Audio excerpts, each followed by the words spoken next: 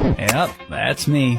You're probably wondering how I ended up in this situation. तो चलिए शुरू करते हैं।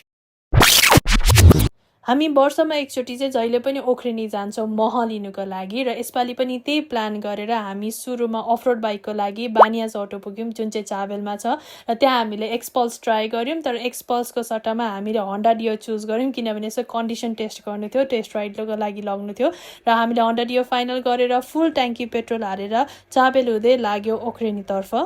हामी तेन्जिङ चोक पुग्दाखेरि चाहिँ दमकलले गर्दाखेरि बाटो पुरै सानो बाटो छ त्यही भएर पुरै जाम भइरहेको रहेछ र यस्तो तरिकाले त हामी ढिलो पुग्छौँ भनेर सुजनले यु टर्न लिएर पुरै गल्ली गल्लीको बाटोबाट सिधै सुन्दरी जल निकाल्यो र सुन्दरी जलदेखि माथि ओख्रिनी जाने बाटो लाग्यो। यहाँ आइपुगे पछाडि चाहिँ एउटा छुट्टै नै भाइब क्रिएट हुन्छ यो जङ्गलको फ्रेसनेसले पनि यो बोट बिरुवा धेरै भएर होला र हामी शिवपुरी निकुञ्ज पुग्यौँ र शिवपुरी निकुञ्जमा चाहिँ यहाँ हामीले एन्ट्री गर्नुपर्ने हुन्छ र यो चाहिँ एकदम इम्पोर्टेन्ट हो। जुन स्लिप तपाईँलाई दिनुहुन्छ एन्ट्री गरिसके पछाडि त्यो स्लिप चाहिँ तपाईँले हराउनु मिल्दैन किनभने तपाईँ निस्किने बेला पनि त्यो स्लिप देखाएर मात्रै निस्किनु दिनुहुन्छ त्यहाँ आर्मीहरूले त्यही भएर त्यो स्लिप चाहिँ पुरै सम्हालेर राख्नुपर्छ। मेरो चाहिँ यसपालि हरायो कहाँ झऱ्यो मलाई थाहा छैन र पछि हामी निस्किने बेला डबल काट्नुपर्छ भनेर भन्नुभयो तर पछि फेरि तपाईँलाई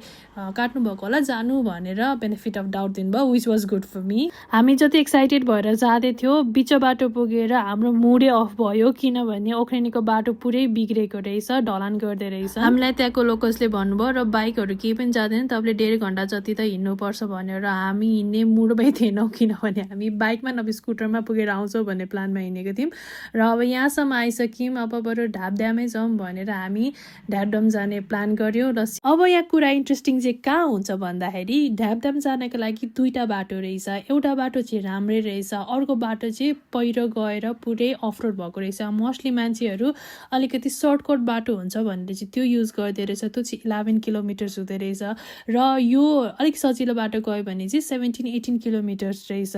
हामीलाई त्यहाँको मान्छेले यो 18 किलोमिटरवालै जानुहोस् अलिकति घुमाउरो छ तर बाटो राम्रो छ अर्कोतिर पहिरो गएको छ भन्यो तर हाम्रो सुजन सरले अब एडभेन्चर गर्नुपर्छ हामी एडभेन्चरको लागि आएको भन्दै लाग्नुभयो सबसे नराम्रो गाह्रो बाटोबाट। अब फर्स्टको भिडियो त्यहीबाट नै हो अब झन् इन्ट्रेस्टिङ हुँदै जान्छ भिडियो हेर्दै जानु होला। सुरुमा यो बाटोसम्म आइपुग्दाखेरि चाहिँ त्यस्तो नराम्रो रहेन रहेछ भन्ने फिल भएको थियो तर पछि यो रुख ढले पछाडिको बाटोले चाहिँ हामीलाई बाजेको बिहे नै देखायो भन्दा पनि हुन्छ यस्तो नराम्रो बाटो थियो हुन त अब यही बाटो खोज्दै नै हिँडेको सुरुमा तर हामीले यो बाटोमा म बाइकबाट उत्रिँदै फेरि चढ्दै बाइक डेकाल्दै बाइक हिलोबाट निकाल्दै खुट्टाहरू पनि सब बाटोमा हिलोमा लड्दै पढ्दै हामी यो बाटो पुरै क्रस गरेर गयौँ पुरै थ्रिलिङ एन्ड एडभेन्चरस भएको थियो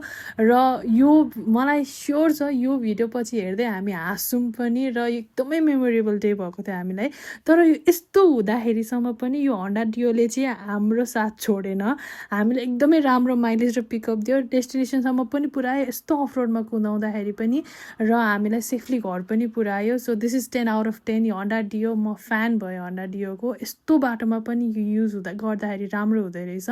र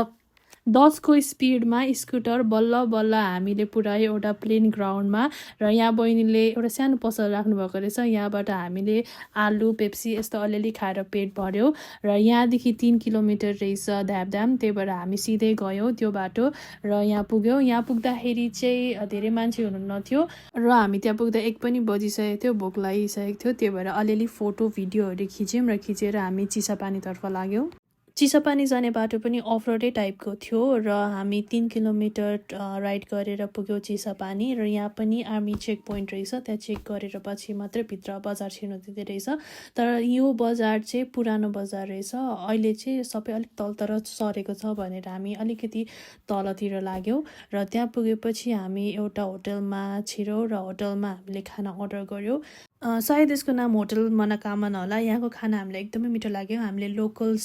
लोकल खाना सेट मगाएको थियौँ र यो बब सुकुटी पनि एकदमै मिठो थियो हामीलाई टोटल 1400 लिनुभयो र त्यस पछाडि हामी खानासाना खाए पछाडि फर्क्यौँ र हामीलाई यो दिन चाहिँ मौसमले पनि एकदम साथ दिएको थियो पानी परेको भए चाहिँ बिजोकै हुन्थ्यो र यो पानी नपरेको कारणले चाहिँ हामीलाई अलिकति भए पनि सजिलो भएको थियो यो बाटो ट्राभल गर्दाखेरि र त्यस पछाडि हामी फर्किने बेला चाहिँ बरु अब 18 किलोमिटरवालै बाटो जाने भनेर भएर राम्रो बाटोबाट गयौँ हामी